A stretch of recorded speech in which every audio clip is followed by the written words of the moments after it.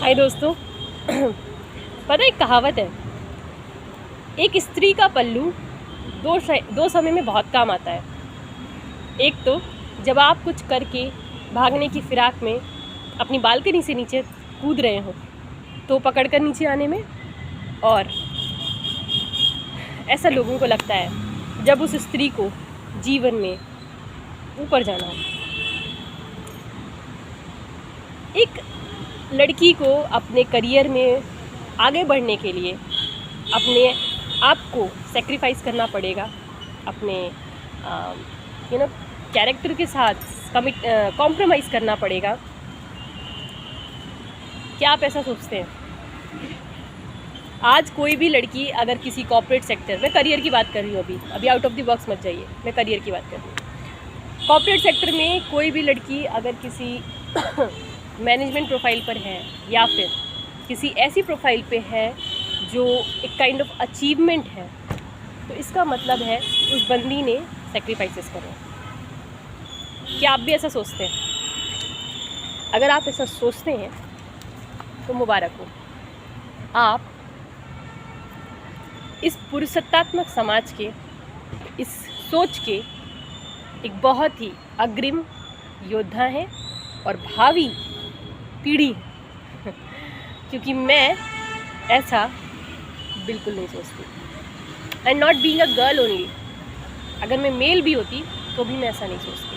पता है दोस्तों, किसी की सक्सेस, किसी की अचीवमेंट को ये कह देना कि because of compromises and sacrifices उस बंदी ने ये चीज़ अचीव करी होगी, आपकी कमज़ोरी दिखाता है।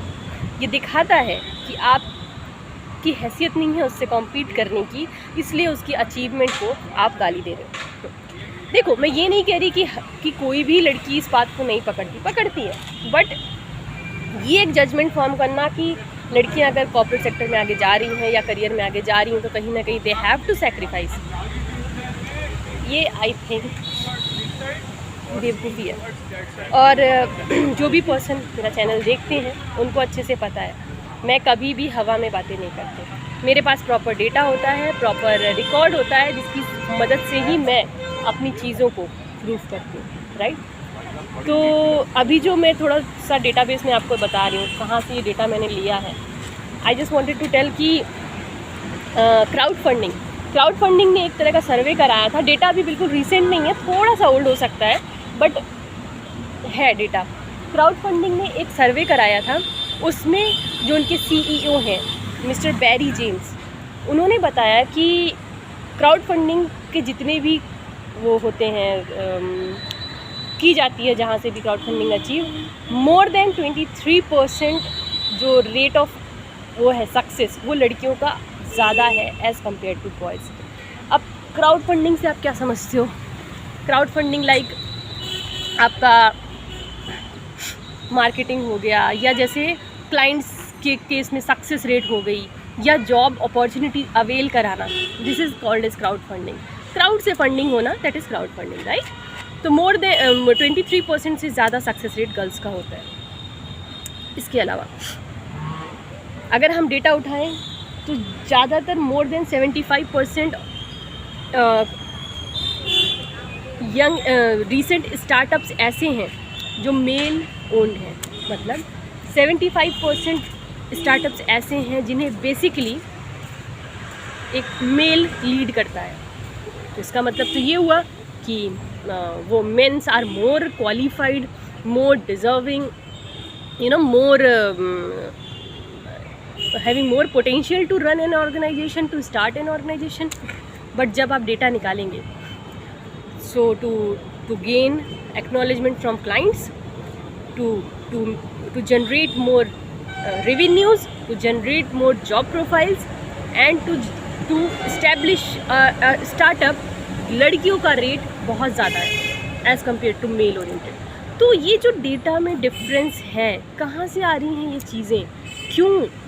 अगर सक्सेस रेट आप कोई भी फील्ड उठा लो, लाइक आप BSF उठा लो, आर्मी उठा लो, या कोई भी आप फिज़िकल स्ट्रेंथ का भी कोई फील्ड उठा लो, या फिर आप कोई एंटरप्रेन्योरशिप की उठा लो, कॉर्पोरेट उठा लो, आप मुझे डेटा निकाल के बता दो जहाँ लड़कियों ने लड़कों से कम परफॉर्म करा हो।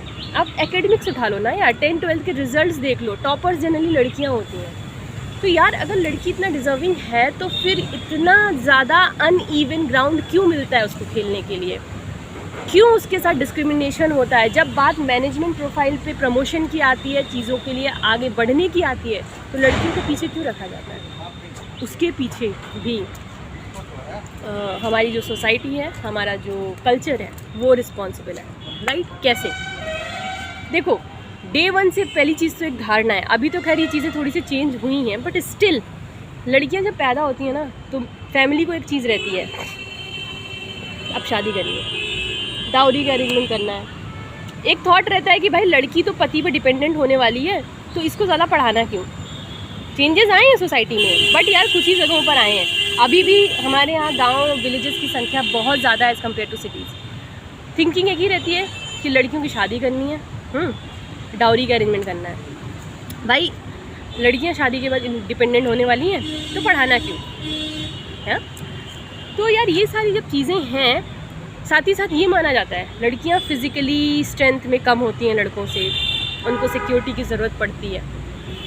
चलो, कॉर्पोरेट सेक्टर में ये मेंटालिटी रहती है कि मैटर्निटी के बाद, कंसीव करने के बाद लड़कियों का ज़्यादातर ध्यान जो होगा अपनी फैमिली ऑक्यूपेंसीज, अपने हस्बैंड, अपने बच्चों पे हो जाएगा। तो इसलिए उनको उस तरह की रिस्पॉन्सिबिलिटीज से दूर रखा जाता है, जहाँ पर कि उनको ज़्यादा टाइम देना पड़े। तो आपको नहीं लगता इसका सोल्यूशन, हम कॉर्पोरेट सेक्टर को गाली नहीं दे सकते, इसका सोल्यूशन आपके पास है?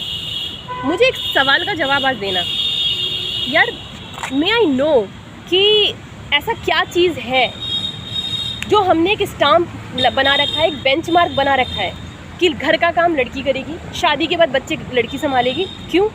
Y not man? क्या वो कोई सुपर हीरो है?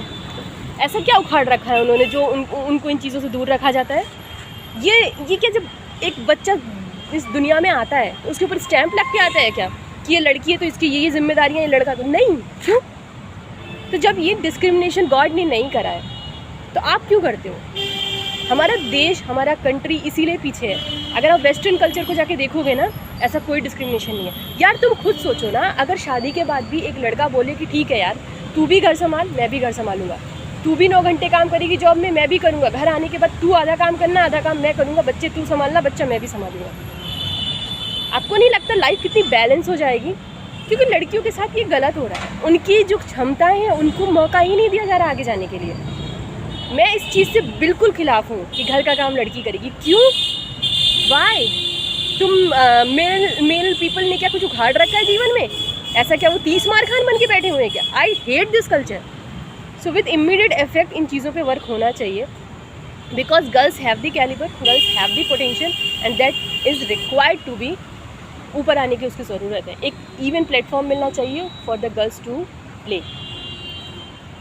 बाकी ये सारे रीजंस हैं जो हमारी सोसाइटी को इनकाउंटर करने हैं, उसके बाद ही हम बीइंग अ गर्ल हम आगे सक्सीड कर सकते हैं। Think over this. Good luck, bye.